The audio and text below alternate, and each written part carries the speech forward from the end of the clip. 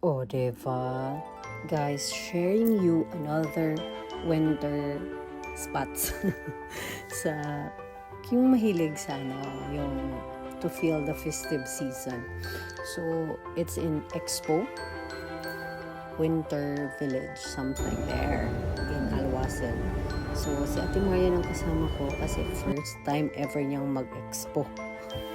So, it's in Winter City ang tawag nila. But for me guys, trivia, I've been there in Expo, yung complete pa yung mga doon, pavilions, like lahat ng pavilion, lahat ng countries na visit ko. So, I really have idea kung gaano kaganda yung Alwasel, yung dome na yan. Kasi dyan ang mga highlights of activities. So, the iconic flags, yung lahat dyan is mga countries na nag-attend ng expo o sumali ng expo. So, ayun, picture-picture. Guys, take note pala, may 50 dirhams na entrance.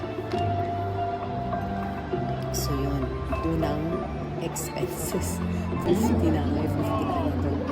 So, pagpasok mo dun, I think those are Europeans, kids, din na Filipinos din. I think na talaga sa I think sa Europe is really big thing na ganito siya. May mga activities for the kids. I can only do so much.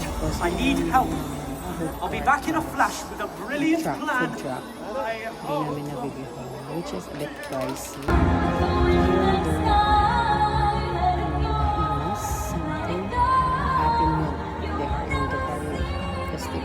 Diba healthcare? So, ang ganda na so, may mga stories that time. Kasi guys, 100 dirhams din pag pumasok ka doon sa dome mismo. So, 50 dirhams is only to enter inside.